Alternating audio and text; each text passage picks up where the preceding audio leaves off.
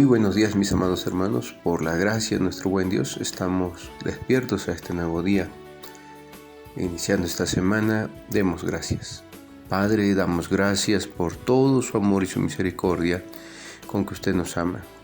Pedimos que perdone nuestras faltas y nuestros pecados. Quite de nuestro corazón todo aquello que estorba, todo aquello, Señor, que es un impedimento para la comunión íntima con su Espíritu Divino, y permítanos, mi Señor, que podamos tener siempre confianza, seguridad en el corazón para acercarnos al trono de gracia, sabiendo que como Padre amoroso nos espera siempre, como aquellos niños pequeños que buscan a su Padre. Así, Señor, así es su amor y su misericordia. Que su Espíritu Divino, dando la filiación en el corazón de cada uno de sus hijos, podamos entonces con toda certidumbre de fe y con toda confianza acercarnos para traer ante sus pies todas nuestras necesidades, y también descansar de todas nuestras cargas, como alabar y deleitarnos en su presencia. Su gracia sobreabunde en su iglesia esta semana, en todos aquellos que le invocan con corazón sincero, que le buscan para pedir dirección. Su gracia sobreabunde allí donde haya, Señor, debilidad y flaqueza nuestra, se perfeccione su poder. Auxilie a los enfermos, a los que pasan pruebas o tribulaciones, sea con la iglesia que es perseguida en estos tiempos. Protéjalos y guárdelos, mi Señor. Asimismo rogamos por todos los que laboran todos los días dentro y fuera del hogar, por nuestros niños, por estos tiempos que nos tocan, de paz al corazón de los padres y amor, sabiduría para guiar los hogares, a los hijos, el temor para honrar a los padres y vivir bajo su guianza. Esta gracia, Señor, la rogamos juntamente con el consuelo y fortaleza para aquellos que están pasando tiempos de dolor. Usted conoce los corazones y es el único que puede sanar, restaurar, Padre bueno. Confiando que así será, por su gran amor y misericordia con que nos ha amado, le damos gracias en el nombre de su Hijo amado, nuestro Señor y Salvador Jesucristo. Amén. Imagine usted que pueda tener el gobierno de todas sus emociones, que no le gane la ira, que no le gane la tristeza, que pueda tener gobierno claro del afán, la ansiedad y todas estas cosas que perjudican el corazón de una persona, que pueda controlar el temor, las fobias, que sepa cómo manejar el asunto de la culpa, la soledad, la depresión, la envidia, los celos. Bueno, estamos iniciando en esta etapa una serie de reflexiones sobre el gobierno de nuestras emociones. Hemos dejado atrás, cerramos ya esta etapa de la crianza de los hijos, la cosmovisión de los hijos, responsabilidad de los padres, y quisiera dar un tiempo ahora al gobierno de las emociones. La Escritura dice que la ira del hombre no obra la justicia de Dios. Y Proverbios 29:11 nos dice: el necio da rienda suelta a toda su ira, mas el sabio al fin la sosiega. Pablo escribió a Timoteo en su segunda carta y dijo que en 1:7, capítulo 1, verso 7, 2 Timoteo, le dijo que Dios no nos había dado un espíritu de cobardía, sino de poder, amor y dominio propio. El poder que recibe el creyente es un poder externo a él. Evidentemente, Pablo, cuando escribe a los Efesios, dice que nosotros éramos hijos de ira, lo mismo que los demás. Hay una naturaleza del hombre gobernada por sus pasiones y sus emociones sin Cristo, sin el auxilio del Espíritu Divino. Es el Espíritu Santo, aquí la palabra poder, dinamis, quiere decir esa capacidad para hacer lo que es moralmente correcto. En el texto griego, entonces, la referencia a este poder, que es distinto a exousia, que es otro tipo de poder o autoridad. Aquí el poder que recibimos es un poder para hacer, la capacidad para hacer lo que es moralmente correcto. El hombre entonces estaba muerto en sus delitos y pecados. Cuando Cristo viene y muere en la cruz del Calvario por cada uno de nosotros, nos regenera y nos capacita con su Espíritu Divino para hacer su voluntad. En la Biblia encontramos que Moisés, por ejemplo, era un hombre manso, así se le describe más que todos los hombres de la tierra. Sin embargo, Moisés tuvo arrebatos de ira, de enojo, y tenía que ser moldeado por Dios, tenía que aprender. Recordemos que él fue criado en el palacio del faraón, y Moisés pues gozaba de muchos privilegios, pero sus hermanos no, y él se daba cuenta cómo eran maltratados y cómo sufrían. Esto comenzó a atormentar su corazón y comenzó a llenarse de enojo.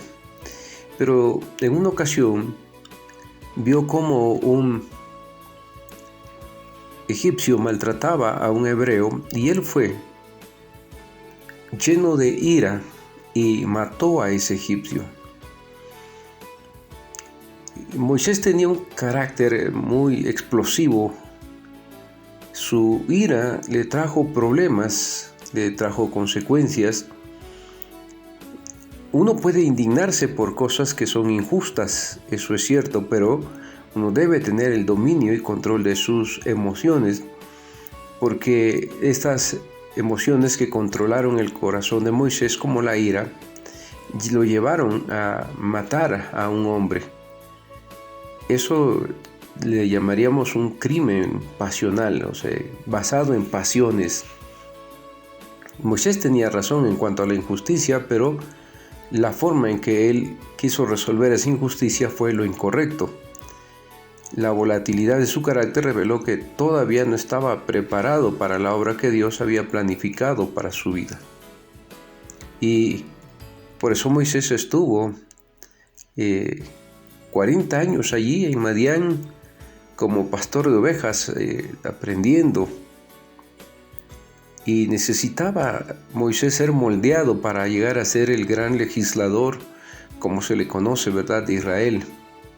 Ese gran líder piadoso que los hebreos, los israelitas reconocieron y que la Escritura nos muestra después.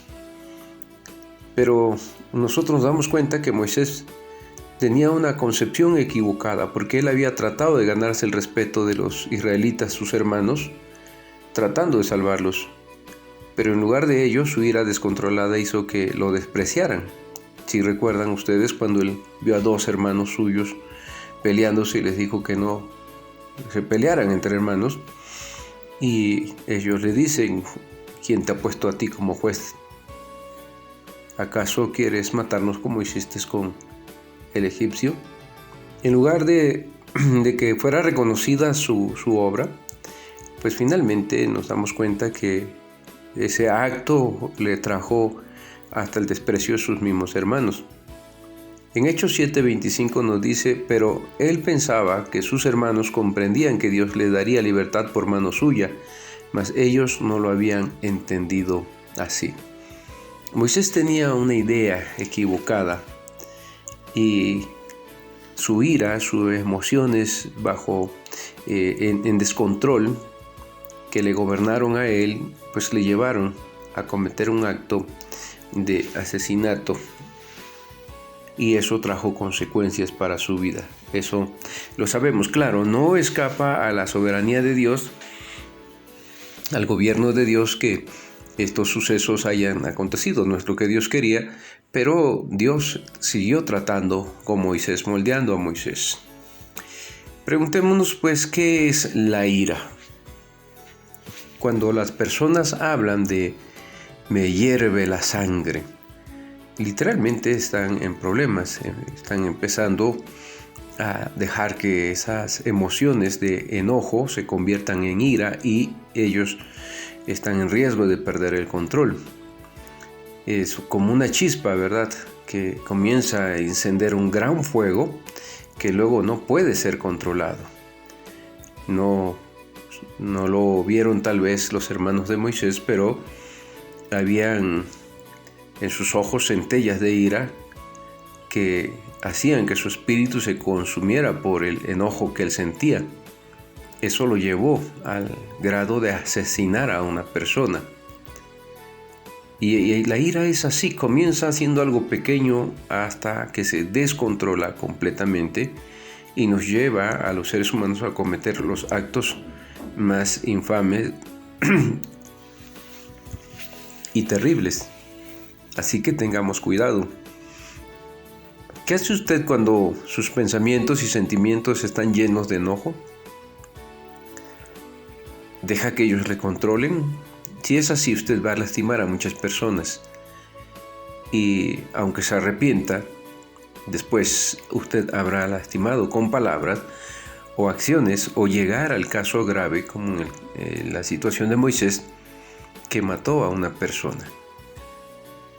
Ustedes conocen, hoy en las noticias hace poco se hablaba de un incendio muy grande. A veces una pequeña chispa, una sola chispa, produce un incendio con consecuencias catastróficas. En los bosques millones de hectáreas muchas veces son quemadas. En una fábrica puede incendiarse completamente y perderse todas las cosas materiales, pero lo más grave, muchas veces se pierden vidas. En un hogar, cuántas veces un arbolito de Navidad ha producido un corto y se han quemado casas y muchas veces los niños dentro de casa. Así es. Los bomberos, por ejemplo, ellos están entrenados, saben distinguir cuando una chispa puede convertirse en un riesgo y la extinguen inmediatamente. Ellos están entrenados para conocer la intensidad del fuego, el tipo de materiales, el viento, los riesgos que hay alrededor, etc. Y ellos tratan de minimizar inmediatamente o erradicar, extinguir cualquier fuego, porque están entrenados para esto. Así nosotros debemos también aprender a responder cuando comencemos a sentir este enojo, esta ira en nuestros corazones.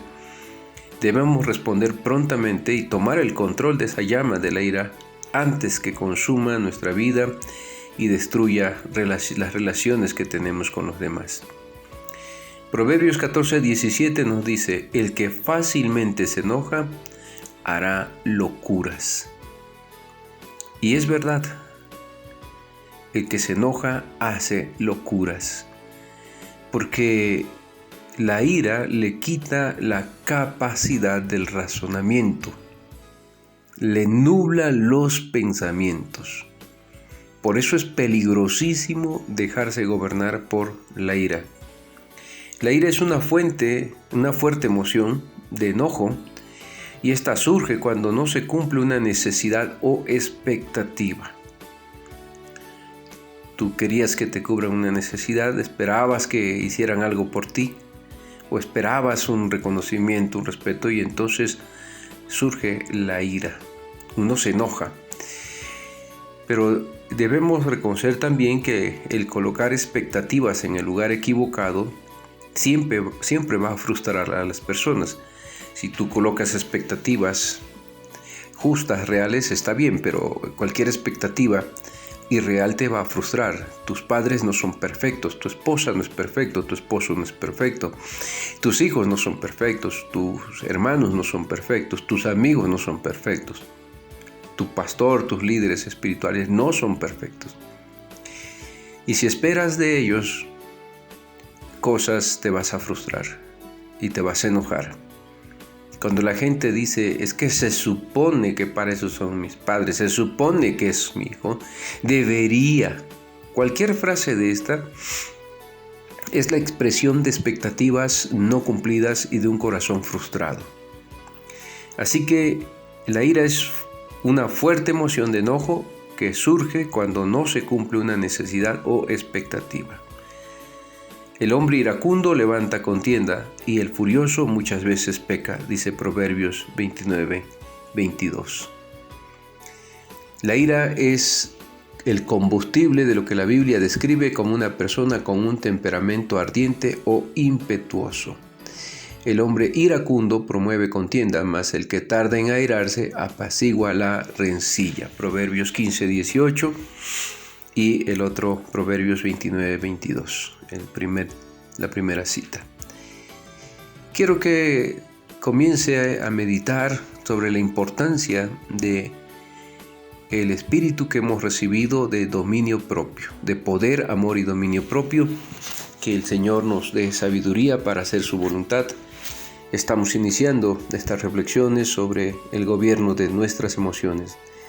Que sea de bendición. Estamos iniciando sobre el tema de la ira, introduciéndonos sobre lo que la Biblia dice acerca de esta emoción y cómo debemos actuar. Si el Señor lo permite, mañana seguimos sobre este tema reflexionando. Dios les bendiga.